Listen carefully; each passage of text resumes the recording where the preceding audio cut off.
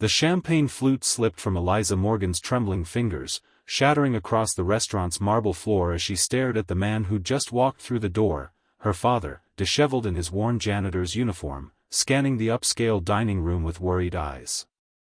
Her date, investment banker Chad Worthington, had vanished 20 minutes ago after a mysterious phone call, leaving her alone at the table.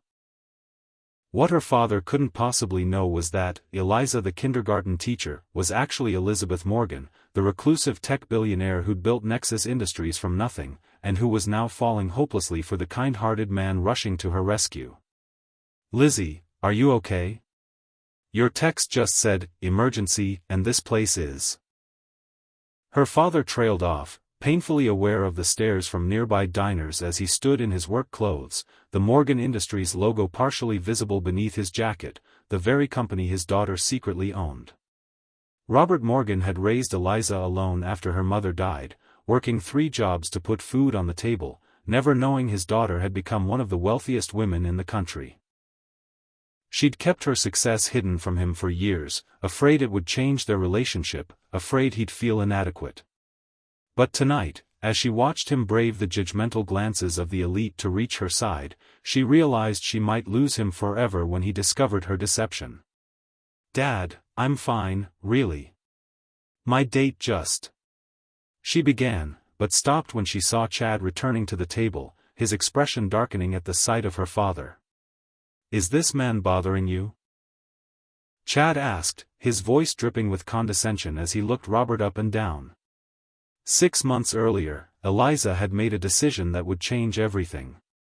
Exhausted by the sycophants and social climbers who surrounded her once her wealth became public knowledge, she created a second identity, a simple kindergarten teacher who lived in a modest apartment and drove a used car.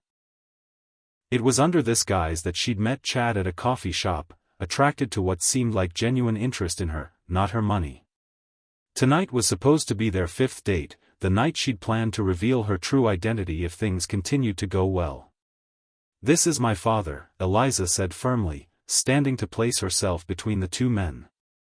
The restaurant had gone quiet, diners pretending not to watch the unfolding drama. Chad's laugh was cold. "Your father? The janitor? No wonder you're always so frugal." He adjusted his expensive watch.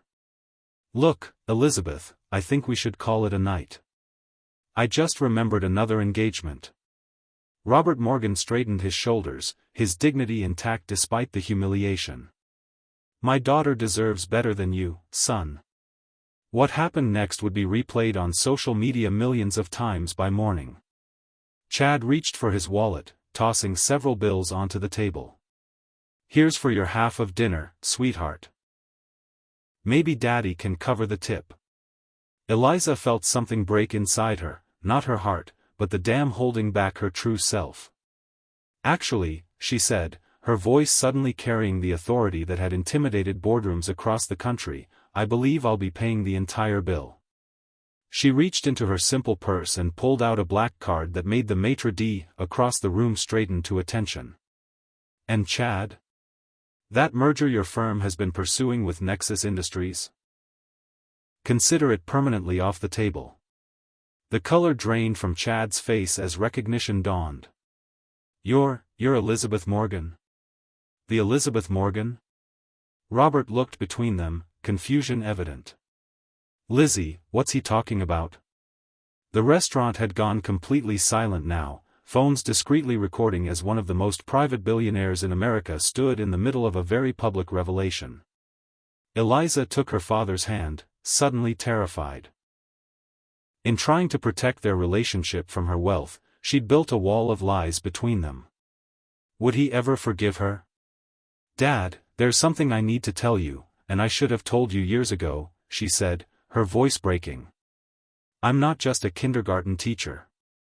Before she could continue, the restaurant's security team approached, responding to a silent signal from the staff who recognized the name.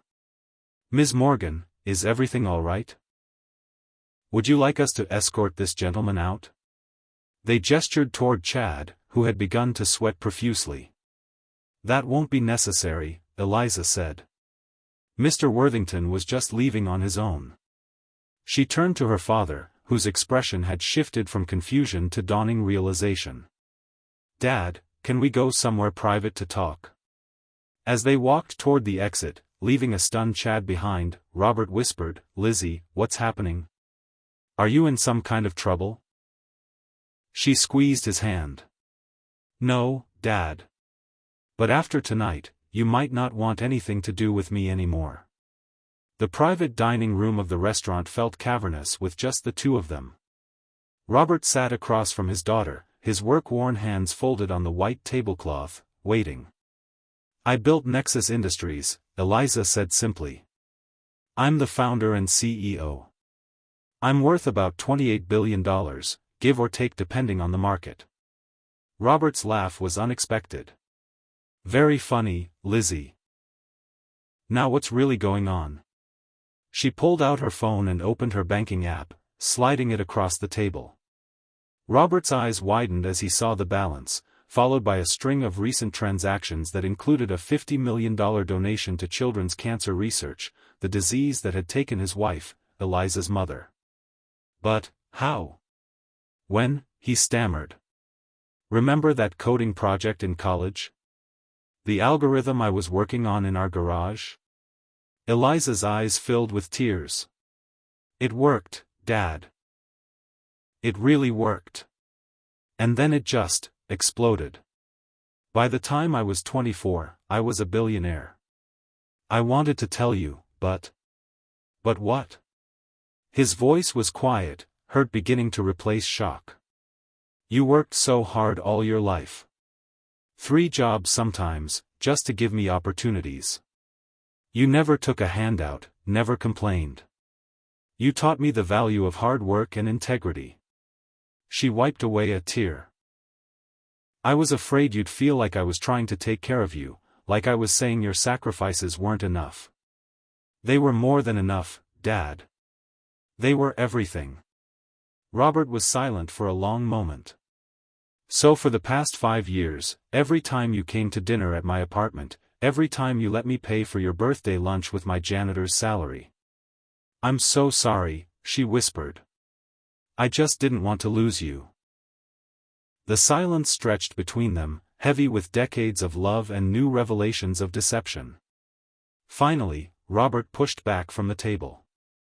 "I need some time to process this, Lizzie," he said, his voice strained. "You've been living a double life for years. That's a lot to take in." As he stood to leave, Eliza felt panic rising. "Dad, please." "I'm not angry about the money," he interrupted.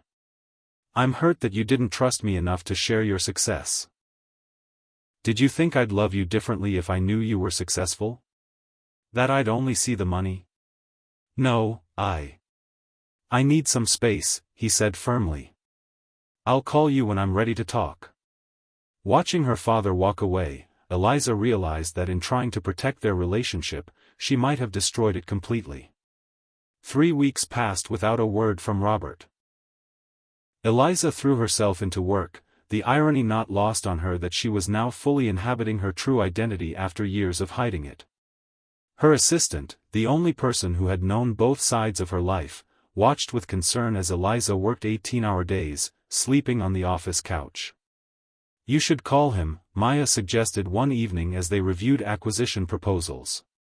"He said he'd call when he was ready," Eliza replied, not looking up from her tablet. "And what if he's waiting for you to make the first move? What if he thinks you don't want him in your billionaire life?" The thought hit Eliza like a physical blow.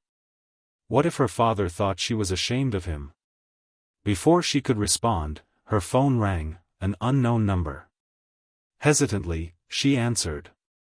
"Ms. Morgan? This is Memorial Hospital. We have you listed as the emergency contact for Robert Morgan." The world tilted sideways. "What happened? Is he okay? Your father collapsed at work." "He's stable, but the doctors would like to speak with you."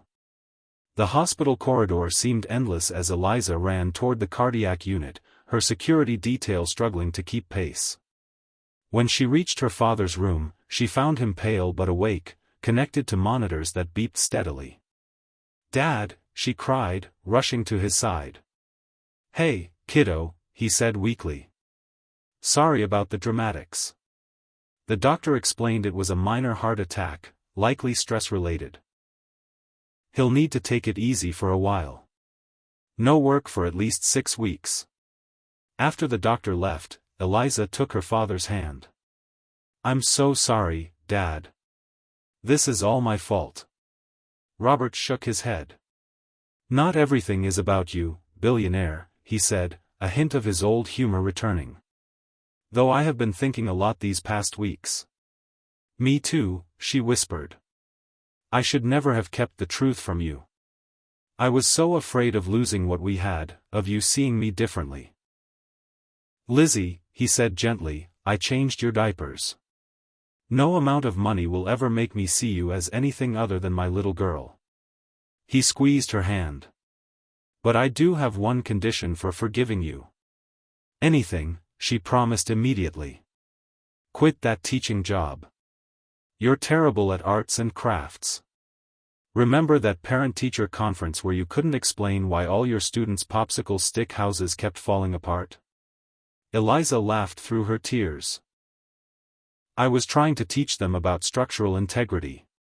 They were 5, Lizzie." As Robert recovered, Eliza made a decision. She held a press conference, her first ever, announcing her identity as the founder of Nexus Industries and establishing a foundation in her mother's name to support single parents. Standing beside her at the podium was her father, now officially retired from janitorial work and serving as the foundation's first director. The story of the billionaire who lived as a kindergarten teacher and her hard-working father captured the public's imagination. Offers for book and movie deals poured in, all of which Eliza declined. There was only one narrative she cared about now, rebuilding her relationship with her father on a foundation of truth. 6 months after her hospital dash, Eliza found herself back at the same upscale restaurant, this time hosting a charity gala for the foundation. As she surveyed the room filled with genuine philanthropists rather than social climbers, she felt a tap on her shoulder. "Excuse me, miss," said a warm, familiar voice. "I believe we have a dinner to finish." She turned to find her father in a perfectly tailored tuxedo, his arm extended. "Dad, you look amazing." "Well, my daughter's kind of a big deal. Can't embarrass her," he teased. As they walked to their table, Eliza spotted a familiar face. Chad, attempting to network with potential clients. When he saw her, he started making his way over, an ingratiating smile plastered on his face. "Should we hide?" Robert whispered conspiratorially. Eliza laughed. "No need. I'm not hiding anymore." She straightened her shoulders and prepared to face her past with her father by her side, both of them finally seeing each other clearly. "You know," Robert said thoughtfully as they watched Chad approach, "being a billionaire's dad does have one advantage I never considered." "What's that?" His eyes twinkled mischievously. "I get to see that look on his face twice." If you enjoyed this journey of authenticity and redemption, remember that the most valuable things in life can't be measured in dollars. Sometimes the richest people are those who have someone willing to show up for them when everyone else walks away. Share this story if it touched your heart, and subscribe for more tales that remind us what truly matters.